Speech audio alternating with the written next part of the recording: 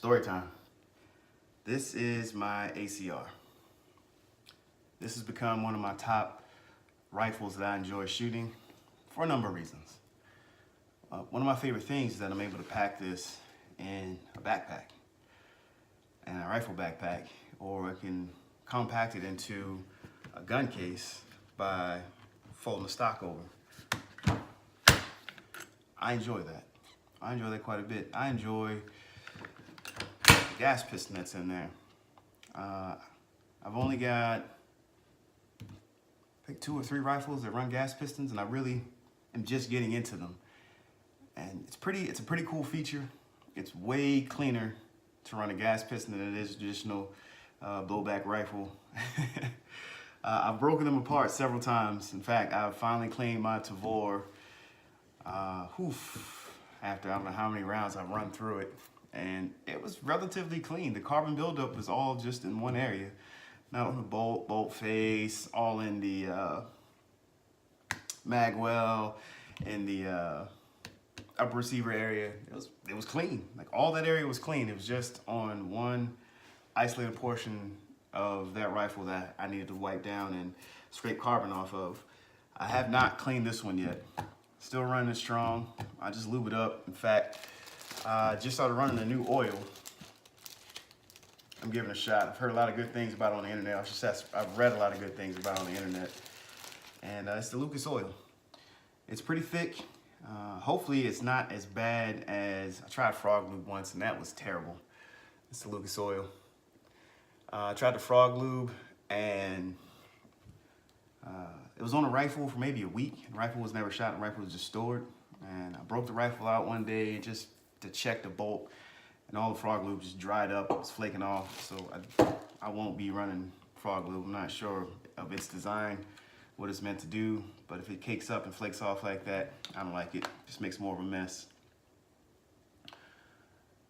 If you remember, I tried some budget front sights and rear sights on here. It was I think NC Star or whatever they were. And for whatever reason, I was struggling to get them adjusted. They just would shoot low, and I think I ran out of turns on the front sight. I couldn't get the pin to adjust any further to fix the sights. So I ripped them off. I found these online. I'm sure everybody knows what these are, Magpul sights. I got them for 50 bucks. I really didn't want to run them, but here they are. They look pretty decent on the rifle.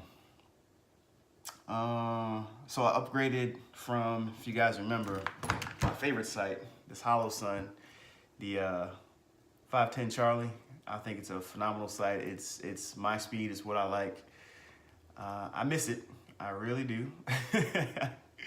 I will probably go back to it if I can't get this 1x4 optic to grow on me. So far, not bad. So far, not bad.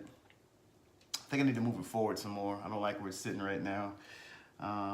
It works well. I don't have any black ring when I'm running it now, and I'm afraid if I move it forward, I may run into that some. But I often find myself with my face too far forward on the scope when I'm running it, and it kind of slows me down trying to adjust. And I get a good sight picture when I'm taking my shots, when I'm running and gunning, some of my training videos if you watch.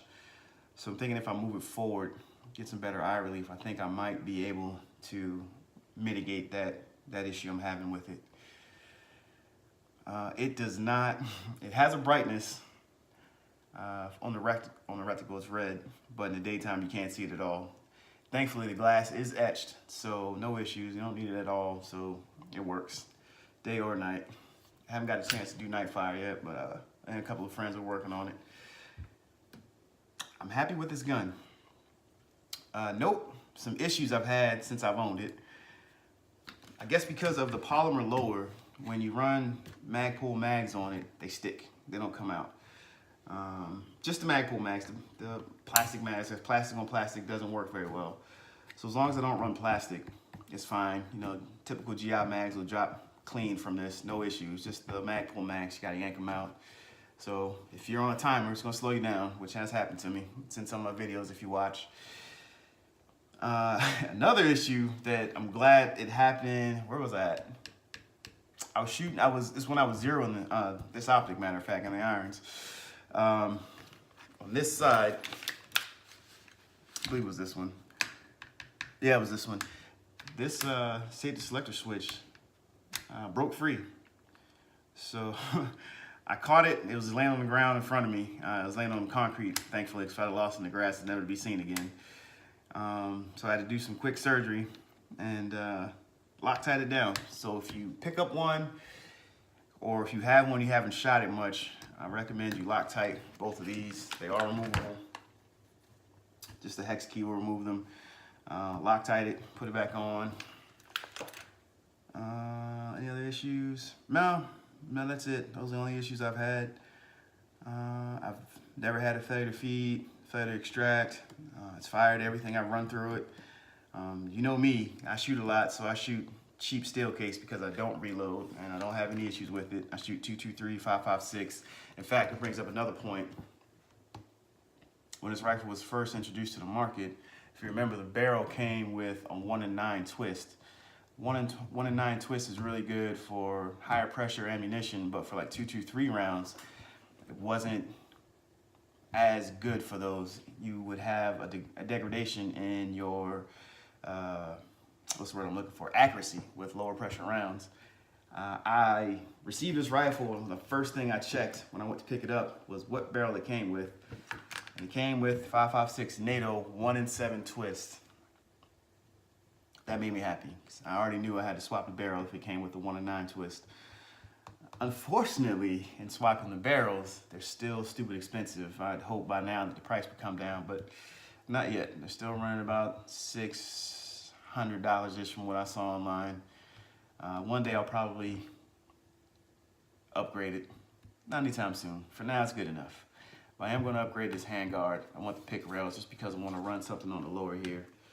But I have been debating if I could use this. Maybe I could fandangle just a aggro grip on there. That's all I want. Nothing else. I'm not really into loading up a weapon so that it's so ungodly heavy with sights and lasers and things I know I'm not going to use here stateside. There's no need for that in my opinion. Some of you guys like to run that stuff. I've seen some heavy looking rifles out there. And, this front end heavy rifle doesn't need any more help being front end heavy. Also been thinking about maybe mellowing out the section back here, maybe adding a weight or two in the rear of the rifle to kind of counterbalance it, but it works for now. So today we're gonna do some surgery on this bad boy. We're gonna move this forward. I'm gonna have to re-zero it, see how I like it. If not, maybe I'll break it off and put my 510 Charlie back on, which I enjoy running a lot. But I really wanted something that I really wanted a 5.56 rifle that I could use to reach out a little further with a little more accuracy and precision versus having to adjust my elevation, my windage manually, Kentucky windage, which I am good at, but I really rather not have to. So this is the ACR. This is my ACR. There are many like it, but this one is mine. This is my rifle. This is my gun. This is for fighting. This is for fun. I'm totally kidding.